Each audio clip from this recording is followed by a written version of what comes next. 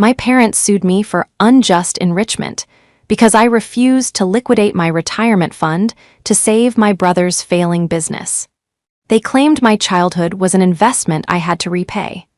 But they forgot I'm a forensic accountant, and I knew exactly where their money was really hiding. This is where the story truly begins, and you won't want to miss what happens. Make sure you're subscribed to see it through to the end. We're always curious. Where in the world are you all watching from today? Let us know in the comments. The envelope wasn't heavy, but when it hit my doormat, it felt like it carried the weight of a tombstone. I was lying on the sofa, curled into a tight ball beneath a heated blanket. It had been 4 days since the surgery, a routine appendectomy that had turned complicated due to an infection. My abdomen felt like it was being held together by fire and staples. I hadn't showered in 3 days. My hair was a matted mess, and the painkillers were making the edges of my vision blurry. I wasn't expecting anyone. I certainly wasn't expecting a process server. When the doorbell had rung earlier, I had shuffled to the door, hunched over, clutching my side. The man on the porch didn't look me in the eye. He just asked, "Isabella?" And when I nodded, he shoved the thick manila envelope into my hand and walked away without another word. Now I stared at it. Superior Court of the State of New York. My hands trembled, not just from the residual fever, but from a sudden, icy dread that pierced through the narcotic haze of the medication. I tore the flap open, the paper slicing a tiny cut into my thumb. I didn't even feel the sting. I pulled out the stack of documents, the legal jargon swimming before my eyes until I focused on the names in bold print at the top of the complaint. Plaintiffs Rowan redacted and Victoria redacted. Defendant Isabella redacted. My parents were suing me. I forgot the pain in my stomach. I forgot the infection. I felt the bile rise in my throat as I scanned the paragraphs, my eyes darting frantically over the words. Phrases jumped out at me, aggressive and absurd. Failure to provide familial support. Breach of implied contract. And then, the term that made the room spin, unjust enrichment. I dropped the papers onto the coffee table as if they were burning my skin. The room was silent, save for the hum of the refrigerator and the pounding of my own heart in my ears. I reached for my phone, my fingers fumbling over the screen. I saw 3 missed calls from my mother, Victoria. No voicemails, just missed calls as if she were checking to see if the bomb had detonated yet. I didn't call her back. I couldn't. Instead, I stared at the wall, the betrayal washing over me in a cold, suffocating wave. I had just come out of surgery. They knew that. I had texted them from the recovery room, telling them I was scared, that I was in pain. They hadn't visited. They hadn't sent flowers. Instead, they had sent a lawsuit. The room felt suddenly too small, the air too thin. I read the final line of the summary again, just to make sure I wasn't hallucinating from the fever. They were demanding a sum that was almost exactly the amount of my entire savings and $401K combined. The betrayal was worse than the diagnosis itself. It wasn't just a lawsuit, it was an eviction notice from my own family. The silence of the house, usually my sanctuary, transformed into a prison. I sat there for hours, the sunlight shifting across the floorboards, unable to move. Every time I looked at the papers, a fresh wave of nausea rolled through me. Unjust enrichment. I whispered the words aloud, testing their weight. In the legal world, my world, where I worked as a forensic accountant, that term usually applied to business partners who stole trade secrets or contractors who took payment without doing the work. It meant someone had profited unfairly at another's expense. My parents were claiming that by raising me, by feeding me, clothing me, and housing me until I was 18, they had enriched me, and now that I was successful, they were entitled to a return on that investment. My phone buzzed again. This time it was a text from Luke. "Mom says you got the papers. Don't be dramatic, Bella. Just sign the settlement agreement and we can drop the court thing. I really need the capital by Friday." I stared at the screen, reading the message over and over until the pixels blurred. Don't be dramatic. capital by Friday. He spoke about my life savings, the money I had scraped together through 80-hour work weeks and sleepless nights during tax season, as if it were just a loose piles of cash I was hoarding for no reason. I forced myself to stand up, wincing as the stitches pulled tight against my skin. I needed water. I walked to the kitchen, filling a glass with shaking hands. I drank it down, trying to cool the burning in my chest. I remembered the last time I saw them 2 weeks ago. It was a Sunday dinner. I had been feeling the early twinges of appendicitis then, though I ignored it. Luke had been there, pacing the dining room, talking about his new venture, a luxury lifestyle consulting firm. He needed $100,000 for branding and initial overhead. I had told him no, gently at first, then firmly. Rowan, my father, had sat at the head of the table, cutting his steak with precise, surgical strokes. "Isabella," he had said, his voice smooth and terrifyingly calm, "you have the liquidity. Your brother has the vision. It's the duty of the strong to support the family." "It's not liquidity, Dad," I had argued. "It's my retirement. It's my emergency fund. I'm not an ATM." Victoria had just sipped her wine, looking at me with that disappointed, glossy stare she had perfected over 3 decades. "You've always been so selfish with your success, Isabella. We thought we raised you better." I hadn't realized then that the dinner wasn't a request. It was a final warning. I walked back to the living room and picked up the lawsuit again. I flipped to the section detailing their damages. They had itemized my childhood. Piano lessons, 1998-2004, $12,000. Orthodontics, 2001-2003, $6,500. Room and board, estimated market value, $150,000. They were trying to invoice me for my existence. A dark, cold laugh bubbled up in my throat. It hurt to laugh, but I couldn't stop. They thought this would break me. They thought the shock of the lawsuit, combined with my physical weakness, would force me to write the check just to make the pain go away. They were counting on my fear. They were counting on the fact that I had always been the dutiful daughter, the one who followed the rules, the one who cleaned up the messes. But as I looked at the financial addendum attached to the lawsuit, a sloppy estimation of my net worth that Luke had clearly guessed at, my forensic brain kicked into gear. The numbers were wrong. They were underestimating my assets in some areas and wildly overestimating them in others. But more importantly, looking at their filings, I noticed something else. To claim hardship and justify their demand for support, they had to disclose their own financial standing. I scanned the summary of their assets. Real estate holdings, $0, primary residence transferred to trust. Liquid assets, $5,000. I frowned. That wasn't right. I knew for a fact that Rowan had sold a commercial property 3 years ago for nearly $2 million.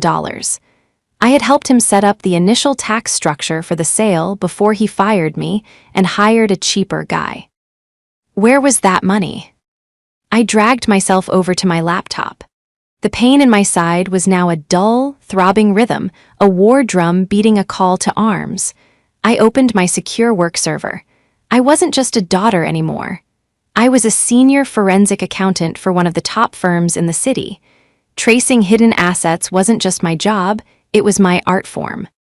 They had thrown the first punch while I was bleeding on the ground. They wanted a legal battle? Fine. They had forgotten one crucial thing. You don't sue the person who knows where the bodies are buried, especially when that person knows how to read the map. To understand why my parents would sue their own daughter while she was recovering from surgery, you have to understand the mythology of our family. The mythology was simple. Luke was the sun, and the rest of us were just planets lucky enough to orbit him. From the day Luke was born, 4 years after me, he was the golden child. He was charming, I'll give him that. He had a smile that could melt butter and an ability to lie so convincingly that he often believed it himself. I was the responsible one. I was the one who studied. I was the one who got scholarships because Rowan and Victoria couldn't afford to send 2 kids to college, and they were saving the college fund for Luke. He needs the support, Isabella, my mother had told me when I was 17, holding my acceptance letter to a prestigious state university. You're smart, you'll figure it out. Luke, he's sensitive, he needs a safety net. So I figured it out. I worked 2 jobs. I took out loans. I ate instant noodles for 4 years while Luke drove a brand new convertible to his classes at a private liberal arts college, classes he rarely attended. When Luke flunked out after 3 semesters, it was the professor's fault. When he crashed the convertible, it was the other driver's fault. When his first business, a custom sneaker dropshipping scam, failed and left him $40,000 in debt, it was the market's fault. And every time, Rowan and Victoria were there with the checkbook. Rowan was a man who defined himself by his perceived status. A retired real estate agent who had ridden the housing bubble of the early 2000s, he believed he was a titan of industry. He was obsessed with appearance. He wore suits to the grocery store. He spoke in aphorisms like, "You have to spend money to make money," usually right before losing a significant amount of money. Victoria was his perfect counterpart. She was a woman who viewed motherhood not as raising humans, but as curating a gallery. I was the piece of art that was sturdy and functional, hung in the hallway. Luke was the avant-garde centerpiece, the one she bragged about at her bridge club, spinning his unemployment as taking time to curate his next venture. But the investments in Luke were drying up. I knew Rowan's real estate days were long over. They were living off the principal of their savings, burning through it to keep up the appearance of wealth and to fund Luke's lifestyle. Now Luke was 30. He had decided he was going to be a tech incubator. He didn't know how to code. He didn't have a business plan. He just had a pitch deck he'd made on a free graphic design app and a demand for $150,000. "It's a sure thing, Bella," Luke had said during that disastrous dinner. "I just need the seed round. Mom and Dad are tapped out because of the market, but you're sitting on cash. It's selfish not to help." That was the word they used to weaponize my prudence. Selfish. I looked at the lawsuit again. The unjust enrichment claim wasn't just a legal strategy, it was their worldview manifest. In their eyes, my money was their money. They believed that because they had birthed me, they owned my output. I was a subsidiary of the Parents and Luke Corporation, and I was withholding dividends. The doorbell rang again. This time, I checked the camera on my phone. It was Rowan. He was standing on my porch, looking immaculate in a navy blazer and slacks, checking his watch. He didn't look like a worried father visiting his sick daughter. He looked like a CEO arriving for a hostile takeover. I struggled to my feet, clutching the wall for support. I shouldn't answer. My lawyer, if I had one yet, would tell me not to answer. But the anger was overriding the pain now. I wanted to see his face. I opened the door. I didn't unlock the storm door, though. I kept the glass barrier between us. "Isabella," he said, his voice projecting that practiced, booming warmth. "We were worried. You didn't answer your mother's calls." "I was served with a lawsuit, Dad," I said, my voice raspy. "I assumed communication should go through counsel."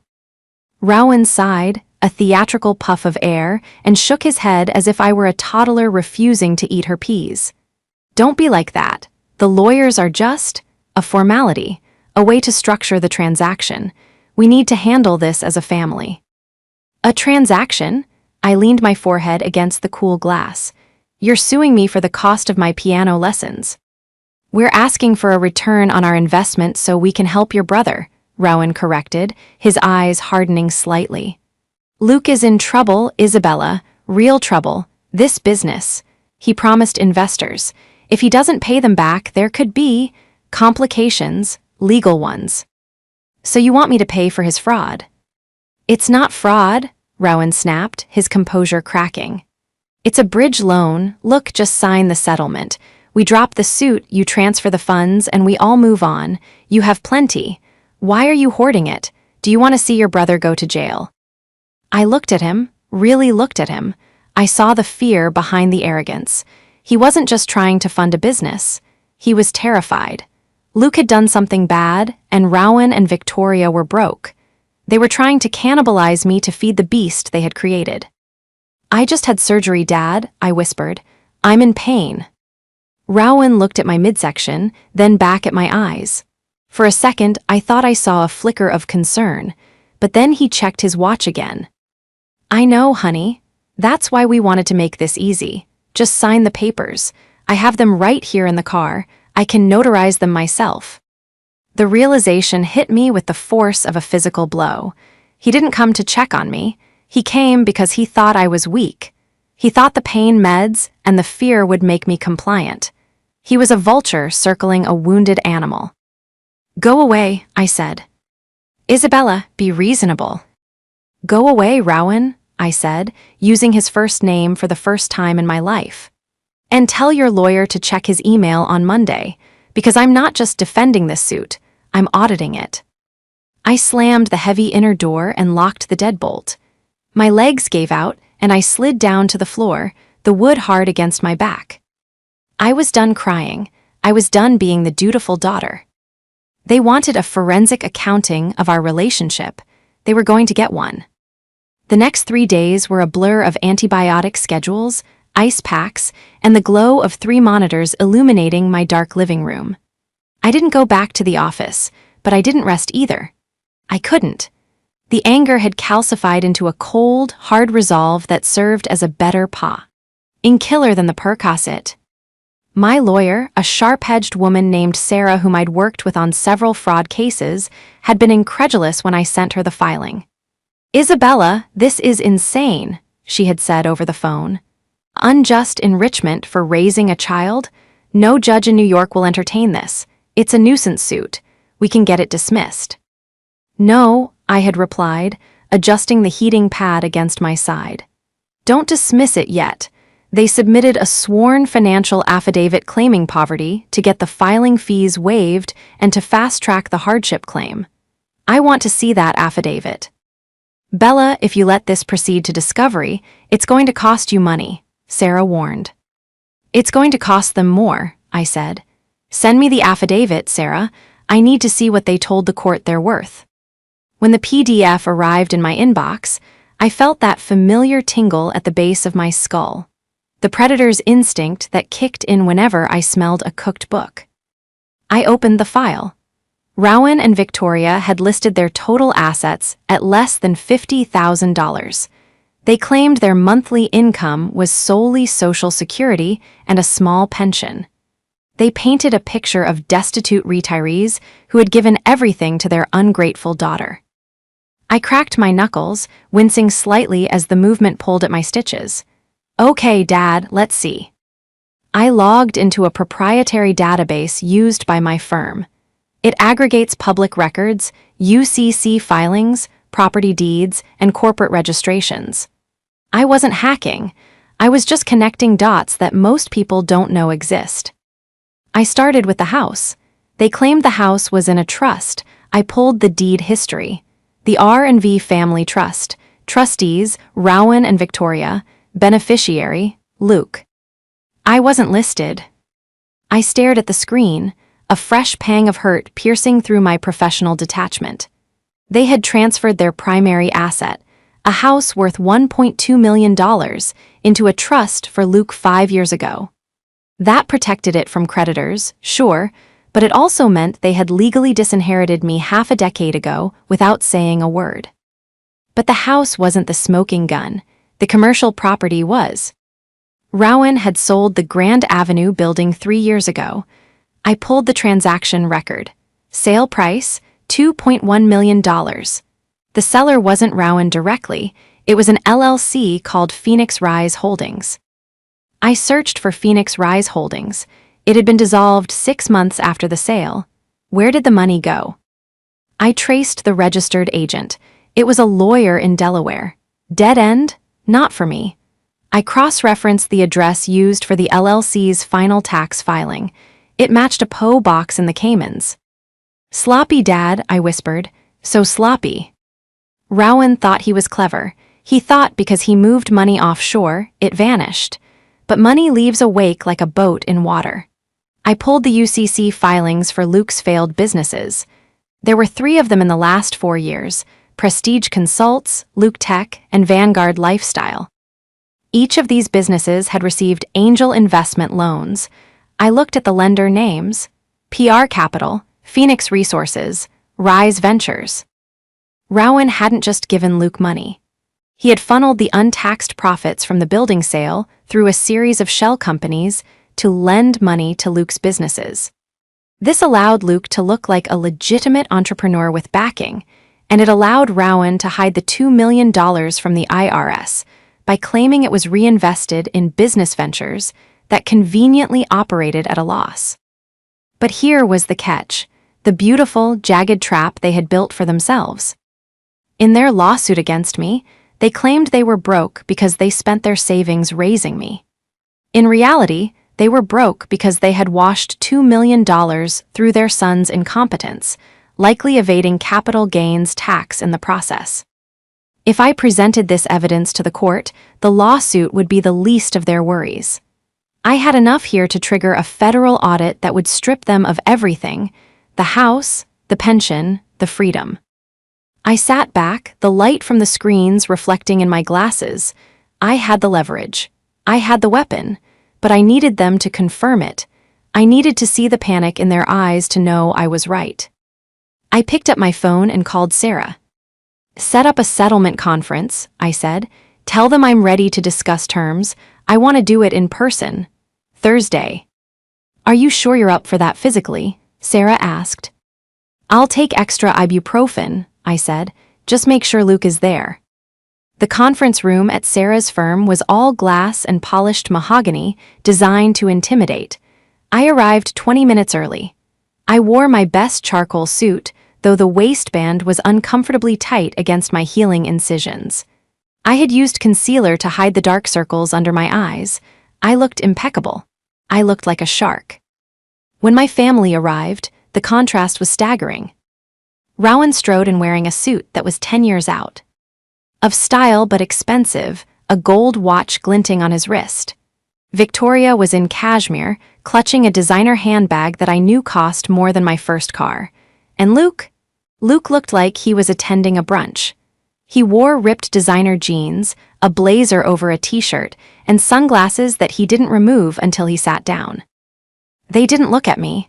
They looked at the view of the skyline. "Let's make this quick," Luke said, leaning back in the leather chair and putting his feet on the base of the table. "I have a meeting with a developer at 3. "Get your feet down, Luke," I said, my voice low and flat. He smirked, but he moved them. "Feisty, I guess the surgery didn't humble you."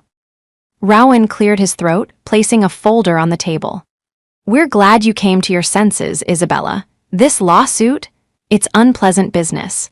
But fairness is fairness. We calculated the adjusted inflation on the expenses we incurred for you. We're willing to settle for a flat $300,000. That creates a clean break." $300,000. It was almost exactly the amount I had in my brokerage account. Luke must have snooped through my mail years ago or guessed based on my job title. Sarah, my lawyer, opened her mouth to speak, but I silenced her with a raised hand. I needed to do this. "Fairness," I repeated. I looked at Victoria. "Mom, do you agree with this? You think I owe you $300,000 for raising me?" Victoria sighed, adjusting her pearls. Her eyes were wet, a practiced performance of maternal martyrdom. "Bella, you have so much. We're struggling. Your father and I, we gave up everything for you too. Is it so wrong to expect a little help in our twilight years? We're living on a fixed income." "A fixed income," I nodded. "According to your affidavit, you have less than $5,000 in the bank. Is that correct?" "You read the papers," Rowan snapped. "Yes, we are destitute." "And the house?" I asked. "We don't own the house," Rowan said quickly. "It's in a trust." "A trust for Luke," I clarified. "It's a family trust," Luke interjected.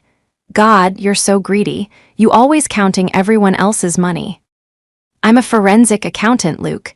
Counting money is literally what I do." I opened my own folder, a slim, black binder. I slid a single sheet of paper across the polished table. It was the incorporation document for Phoenix Rise Holdings. Rowan's face didn't change immediately. He frowned, squinting at the paper. What is this? That is the shell company you used to sell the Grand Avenue property 3 years ago, I said calmly. You sold it for $2.1 million. Rowan froze. The color drained from his face so fast it looked like a curtain dropping. Victoria stopped fidgeting with her pearls. I don't know what you're talking about, Rowan stammered, but his voice lacked its usual boom. That was a business deal. It failed. The money is gone. I know it's gone, I said, sliding a second paper across. This one showed the wire transfers.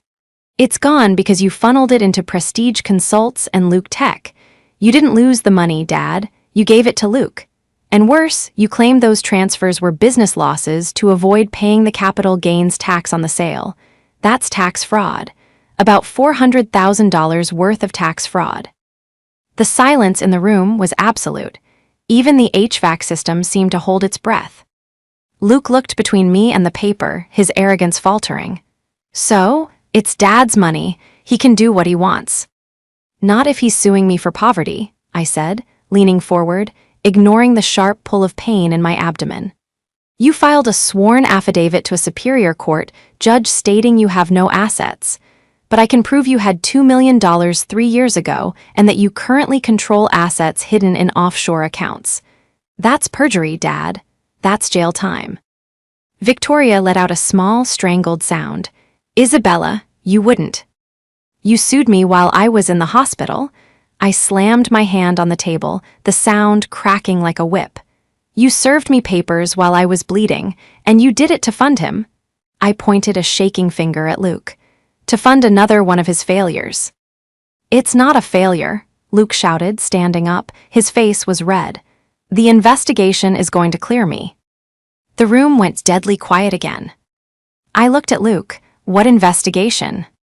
Rowan reached out and grabbed Luke's arm, digging his fingers into the fabric of his jacket. Shut up, Luke. Shut up right now. I looked from Luke to Rowan. The panic in Rowan's eyes was primal. This wasn't just about the tax fraud I had found. There was something else. Sit down, I said to Luke, my voice dropping to a whisper. What investigation? We're leaving, Rowan announced, standing up and gathering the papers with trembling hands. This meeting is over. We'll see you in court. If you walk out that door, I said, I send this binder to the RS Criminal Investigation Division and the district attorney. Today. Rowan froze. He looked at me, and for the first time in my life, I saw a broken man. But it wasn't the humility of a father asking for help. It was the terror of a criminal caught in the lights. You can't, he hissed. I'm your father. Then tell me the truth, I demanded. Why do you need $300,000 by Friday? The tax fraud is old news. What is happening now? The standoff lasted for a minute, but it felt like an hour. Finally, Victoria broke. She put her head in her hands and began to sob, real, ugly tears this time. They're going to take the house, she wailed. They're going to take everything. Rowan slumped back into his chair. Luke took private loans, not from banks. I turned to my brother. He was looking at the floor, picking at a loose thread on his jeans. Hard money lenders? I asked. It was a bridge loan, Luke snapped, defensive even in his ruin. I was waiting for the Series A funding to come through for the consulting firm. I just needed $50,000 to cover the lease on the office space and the car. The interest rates were high. How high? I asked. Weekly, Rowan whispered. It compounded weekly. I closed my eyes. How much does he owe? $280,000, Rowan said. They gave us until Friday. If we don't pay, they execute a lien on the house. The trust doesn't protect against criminal liens or the kind of people who collect these debts. Wait, I said, my brain racing. If the house is in a trust, they can't lien it unless the trustee signed the guarantee. Rowan didn't answer. He looked at the wall. You signed the house as collateral for a loan shark? I asked, incredulous.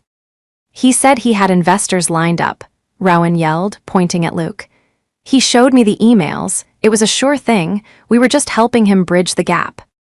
The emails were fake, I realized. I looked at Luke. You forged investor interest to get Mom and Dad to sign over their house. Luke shrugged, a gesture so casual it made me want to scream. I didn't forge them. I projected them. It's visualization. I was manifesting the deal. You committed fraud against your own parents, I said. And when the bill came due, you three decided the solution was to sue me. We didn't have a choice, Victoria sobbed. We couldn't let him get hurt. These people. They threatened him, Isabella. They came to the house. So you decided to sacrifice me, I said. You decided to take my retirement, my safety, to pay off the thugs your golden child invited into your lives. You have the money, Luke shouted. Why are you making this such a big deal? You sit on that cash and do nothing with it. I'm trying to build an empire. I'm trying to create a legacy for this family. You're a parasite, Luke, I said coldly. And you're a dried-up jealous. Enough, Rowan barked. He looked at me. Isabella, please, if we don't pay by Friday, we lose the house. We end up on the street. Is that what you want? To see your mother homeless? Just sign the settlement. We'll pay you back when the market turns. When the market turns, I laughed, a harsh, jagged sound. You're delusional. I stood up. The pain in my side was screaming now, a hot iron against my ribs, but my mind was crystal clear. Here is what is going to happen, I said. I am not giving you a dime, not today, not Friday, not ever. Then we proceed with the suit, Rowan threatened, though his voice shook. We will drag your name through the mud. We'll tell your firm you abandoned your sick parents. We'll. Do it, I challenged. Because the moment you file one more motion, I send this binder to the IRS. And not just the IRS. I'll send it to the investors you lied to, Luke. I wonder how they'll feel knowing you committed tax fraud while claiming you couldn't pay them. You're bluffing, Luke sneered. Try me. I walked out of the conference room. I made it to the elevator before my legs gave out. Sarah caught me, holding me up as the doors closed, shielding me from the view of my family. You okay? She asked, concerned. No, I said, leaning against the metal wall, but I have what I need. I went home, but the victory felt hollow. I knew they weren't done. Desperate people do desperate things, and my family was drowning. That night, the attack started. It began with an email to the HR department of my firm. My boss forwarded it to me at 9:00 p.m. It was a rambling, incoherent complaint from an concerned citizen, claiming I was embezzling client funds and using my accounting skills to hide personal assets. It was obviously written by Luke. It used the word utilization 3 times in one sentence. Then came the social media posts. Luke posted a video on his Instagram story, teary-eyed, claiming his wealthy sister was letting their parents starve. He tagged my employer. He tagged local news stations. But the inal straw came the next morning. I woke up to a notification from my bank. Alert, attempted access. Someone had tried to reset the password to my main brokerage account. They had the correct username and my social security number. They had failed the 2-factor authentication. The IP address was local. It was from my parents' house. They weren't just suing me anymore. They were trying to rob me. I sat at my kitchen table, the coffee going cold in front of me. I had the evidence of the tax fraud. I had the leverage. But I realized that a private settlement wouldn't stop them. As long as they thought they could bully me, they would keep coming. They needed a public lesson. I looked at the calendar. Friday was the deadline for the loan sharks. It was also the day of my nephew's christening, Luke's son from a brief relationship. The whole extended family would be there. Aunts, uncles, cousins, the audience Rowan and Victoria performed for. They wanted to play the family card. They wanted to make this about public perception. Fine. I picked up the phone and dialed the number for the foreclosure clerk at the county recorder's office. Then, I called the lawyer representing the hard money lender. I had some information they would find very interesting regarding the collateral on their loan. I wasn't just going to win the lawsuit. I was going to dismantle the mythology of the golden child, and I was going to do it while everyone was watching. Friday arrived with a slate-gray sky that matched the grim determination in my gut. It was the day of the deadline for the loan sharks. It was also the day of my nephew's christening. My parents had insisted on holding the reception at the local country club, a venue they had maintained a membership to strictly for appearances, even as their actual bank accounts withered. It was the perfect stage. Crystal chandeliers, white linen tablecloths, and an audience of extended family members who had been fed a steady diet of lies about me for the last week. I walked in 20 minutes late. I was wearing a cream-colored dress that hid the surgical bandage, matched with a structured blazer. I didn't look like the villain they had painted. I didn't look like the greedy, abandoning daughter. I looked like exactly what I was, the only person in the room who had their life together. As I entered the ballroom, the hum of conversation died down. Heads turned. I saw my Aunt Carol whisper something to my cousin, shielding her mouth with a manicured hand. I saw the looks, a mixture of judgment and pity. Luke had done his job well. They all thought I was letting my destitute parents starve while I sat on a dragon's hoard of gold. Rowan and Victoria were standing near the head table, holding court. When they saw me, Victoria stiffened. Rowan's face went a shade of pale that clashed with his spray tan. They hadn't expected me to show. They thought the threat of the IRS or the shame of the smear campaign would keep me hiding at home. I grabbed a glass of sparkling water from a passing waiter and walked straight toward them. Isabella, Victoria hissed as I got close, a forced smile plastered on her face for the benefit of the guests. We didn't think you'd come, not after everything. I wouldn't miss it, Mom, I said, my voice carrying just enough to be heard by the nearby tables. I wanted to see the family. It's been a while since we had an honest conversation. Luke appeared at my elbow, smelling of expensive cologne and fear. What are you doing here? If you're not here to write the check, get out. You're upsetting Mom. Actually, Luke, I am here to settle accounts, I said. I stepped back, creating a small circle of space. The room was quiet now. The tension was palpable, a physical weight in the air. Aunt Carol, I called out. My aunt, a gossipy woman who loved drama, looked up, startled. You sent me a text yesterday saying I should be ashamed for not helping my parents when they're penniless. Is that right? Well, Carol stammered, clutching her pearls. Isabella, really, this isn't the time. It is exactly the time, I said. I turned back to Rowan and Victoria. Because everyone here thinks I'm being sued because I'm selfish, but they don't know the real reason you sued me, do they, Dad? Isabella, stop, Rowan warned, his voice shaking. Don't do this. I reached into my bag and pulled out the black binder. I didn't hand it to them. I held it up. My parents sued me for unjust enrichment, I announced to the room. They claimed they spent their life savings raising me and that I owed them a refund. They told the court they have zero assets. They told you, I gestured to the room, that they are broke. I opened the binder. But here is a transfer record from the Cayman Islands, I read, my voice steady and cold. 3 years ago, Rowan and Victoria sold the Grand Avenue commercial building for $2.1 million. They didn't pay Zess on it. Instead, they hid it in offshore accounts to fund Luke's businesses. A gasp rippled through the room. I saw my Uncle Mike, a tax attorney, squinting at me, his interest piqued. That's a lie, Luke shouted. She's lying, she's mentally unstable. It's the medication from the surgery. Is it? I pulled out the next document. This is the affidavit from the loan shark you borrowed $280,000 from, Luke. The one you signed using the house that belongs to the trust, as collateral. I looked at Victoria. You didn't sue me because you were poor, Mom.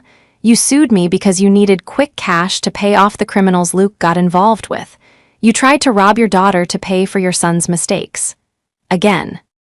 Get her out of here, Rowan yelled, looking around for security. She's making a scene.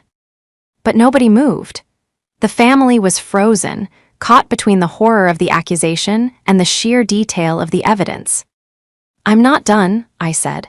"Because you dragged my reputation through the mud, I decided to clear the air completely. You see, the deadline for that loan was today. Noon, actually." I checked my watch. It's 12:15. As if on cue, though in reality, it was just the inevitable machinery of the law catching up. The double doors of the ballroom opened. It wasn't the police, it was worse. Two men in cheap suits walked in. One held a clipboard, the other held a stack of notices. They weren't looking for the buffet, they were looking for Rowan. "Rowan redacted?" the lead man asked, his voice booming in the silent room. Rowan shrank back. "Who are you?" "Process server," the man said, bored, "and representative for Apex Capital Lending. We have a default judgment and an order of possession for the property located at parent's address. You have 48 hours to vacate the premises." He shoved the papers into Rowan's chest. "And," the man added, looking at a second paper, "I have a summons for Luke redacted for fraud and theft by deception."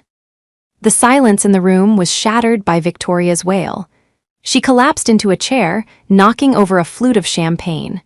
The glass shattered, the sound echoing like a gunshot. "You did this," Luke screamed at me, his face purple. "You called them, you tipped them off." "I didn't have to call them, Luke," I said, my voice calm amidst the chaos. "You signed the contract. You missed the payment. I just made sure the IRS knew about the $2 million in the Caymans so they could freeze the rest of the assets before you gave that to the loan sharks too."